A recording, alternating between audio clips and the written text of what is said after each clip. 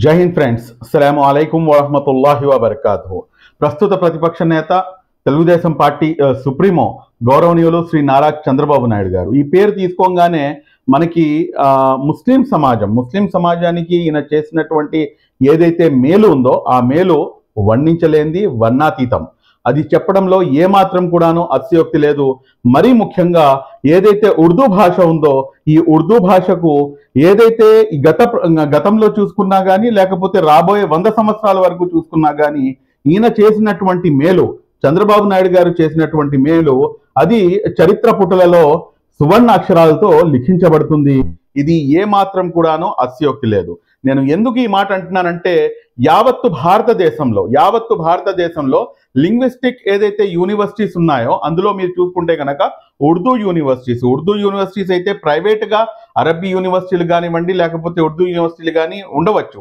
కానీ ప్రభుత్వం ఏర్పాటు చేసినటువంటి రెండు అతిపెద్ద యూనివర్సిటీలు అవి కూడాను మొత్తం భారతదేశ చరిత్రలో రెండే ఉన్నాయి.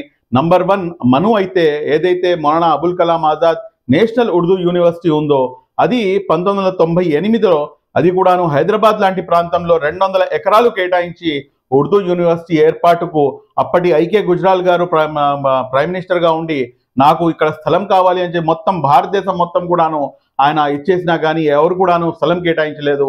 కానీ నారా చంద్రబాబు నాయుడు గారు అప్పుడు ఉన్నటువంటి పరిస్థితుల్లో అక్కడ 200 ఎకరాల స్థలాన్ని ఆయన కేటాయించి ఆయన యొక్క ఏదైతే ఉర్దూ భాష పట్ల మరియు అదేవిధంగా ముస్లింల పట్ల ఉన్నటువంటి ఏదైతే ఒక మంచి సహృదయం ఉందో దాన్ని ఆయన చాటుకున్నారు అని చెప్పడంలో కూడాను ఏమాత్రం అతిశయోక్తి లేదు. సీన్ ఇక్కడ కట్ చేస్తే మళ్ళా ఏదైతే ఆంధ్ర రాష్ట్రం ఉందో ఆంధ్ర రాష్ట్రం తెలంగాణ నుంచి సపరేట్ అయిన తర్వాత మళ్ళా ఇమ్మీడియట్గా 2015లో కర్నూలులో డాక్టర్ అబ్దుల్ హక్ ఉర్దూ యూనివర్సిటీ 144.9 ఎకరాలు స్థలాన్ని కేటాయించి మరలా ఇంకొకసారి ఏదైతే ఉర్దూ భాషతో తనకు ఉన్నటువంటి అనుబంధాన్ని, ముస్లిం సమాజంతో తనకు ఉన్నటువంటి అనుబంధాన్ని ఆయన చాటుకున్నారు అన్న సంగతి చాలా సుస్పష్టంగా అర్థమవుతుంది. ఇంతవరకే కాదు మిత్రమా, మీరు ఇంకా కొంచెం ముందుకు వెళ్తే కనుక ఏదైతే రోష్నీ స్కీము మరియు అదేవిధంగా దీపం పథకం అని చెప్పేవాళ్ళమో అది కనుక మీరు దాన్ని గమనిస్తే కనుక దాదాపు 1000 కన్నా ఎక్కువగా మన ఏదైతే పాఠశాలలు ఉన్నాయో వాటిని ఉర్దూ పాఠశాలని ఎస్టాబ్లిష్ చేసినటువంటి ఘనత కూడాను ప్రైమరీ కానివ్వండి అప్పర్ ప్రైమరీ కానివ్వండి అది కేవలం నారా చంద్రబాబు నాయుడు గారికి దక్కుతుంది. అదేవిధంగా మరలా మీరు ఇంకా కొంచెం ముందుకు వెళ్ళి చూస్తే కనుక ఏదైతే ఈ స్కూల్స్లో కనీసం 4 చొప్పున ఉపాధ్యాయుల్ని అపాయింట్ చేసినా కూడా కానీ 1000x4 చూసుకుంటే కనుక 4000 మందిని ఏదైతే ఉర్దూ పాఠశాలల్లో ప్రభుత్వ ఉద్యోగాలు కేటాయించినటువంటి ఘనత కూడాను నారా చంద్రబాబు నాయుడు గారికి దక్కుతుంది అన్న సంగతి చాలా సుస్పష్టంగా అర్థమవుతుంది. ఇంకా దీనికన్నా ముందుకు వెళ్ళి కొంచెం మనం మాట్లాడుకోగలిగితే ఏమిటంటే ఏదైతే స్పెషల్ డిఎస్సి ఉందో ఉర్దూ స్పెషల్ డిఎస్సి కేటాయించినటువంటి ఘనత సైతం కూడాను నారా చంద్రబాబు నాయుడు గారికి దక్కుతుంది. ఇప్పుడు నేను మీకు ఒకే విషయం ఇక్కడ చెప్పదలుచుకుంటాను. అదేమిటంటే ఏదైతే ఖురాన్ ఉందో ఏదైతే హదీస్ ఉన్నాయో అందులో చాలా స్పష్టంగా కారుణ్యమూర్తి ముహమ్మద్ ప్రవక్త సల్లల్లాహు అలైహి వసల్లం గారు ఉపదేశించడం ఏమిటంటే ఎవరైతే మనుషులకి యొక్క ఏదైతే రుణం ఉందో దాన్ని తీర్చుకోలేరో వారు నా యొక్క రుణాన్ని కూడాను తీర్చుకోలేరు అని చెప్పేసి చాలా స్పష్టంగా తెలియజేయడం జరుగుతుంది. కాబట్టి ఏదైతే ముస్లిం సమాజంపై చేసినటువంటి ఇంత బహుత్కరమైనటువంటి ఆయన యొక్క ప్రయత్నాన్ని మనము గమనించాలి, దాన్ని మనం గుర్తించాల్సినటువంటి అవసరం ఎంతైనా ఉంది. కానీ ఇప్పుడు ఉన్నటువంటి 2019 నుంచి ఇప్పటి వరకు ఉన్నటువంటి ప్రభుత్వం మీరు చూసుకుంటే కనుక చాలా స్పష్టంగా ఒకే మాట చెప్పగలము, అదేమిటంటే సిగ్గులేని ప్రభుత్వం అని చెప్పేసి మట్టుకు చాలా స్పష్టంగా చెప్పగలము.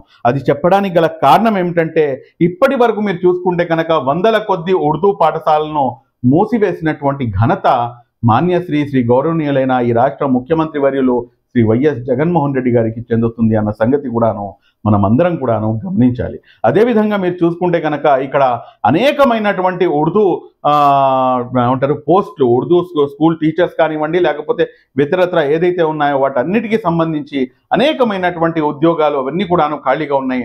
వాటిని ఎక్కడా కూడాను వాటిని ఫిలప్ చేయడం కానివ్వండి లేకపోతే డిఎస్సిలో ఉర్దూకి ప్రత్యేకమైనటువంటి స్థానం కేటాయించడం కానివ్వండి ఎక్కడా కూడాను జరగలేదు. ఇంకొక అతి ముఖ్యమైనటువంటి అంశం ఏమిటంటే చాలా ప్రణాళికబద్ధంగా ఉర్దూ అకాడమీని నిర్వీర్యం చేసేటటువంటి ఏదైతే పన్నాగం ఉందో ఆ పన్నాగం కూడాను ఈ ప్రభుత్వం చాలా స్పష్టంగా చేస్తుంది అన్న సంగతి మేము మనం అందరం కూడాను గమనించాలి.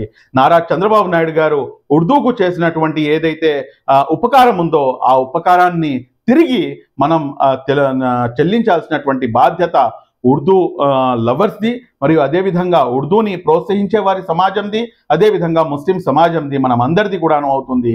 కాబట్టి ఇదంతా కూడాను బీజేపీతో కలిసి ఉన్నా కూడా కానీ ఎక్కడా కూడాను ఒక్క అడుగు వెనక్కి వేయకుండా నేను ముస్లిం సమాజంతో ఉన్నాను అన్న ఏదైతే కమిట్మెంట్ ఉందో ఆ కమిట్మెంట్ని ఫుల్ఫిల్ చేసినటువంటి నాయకుడు, ఏకైక నాయకుడు నారా చంద్రబాబు నాయుడు అన్న సంగతిని కూడాను మనమందరం కూడాను గమనించాలి. Thank you very much.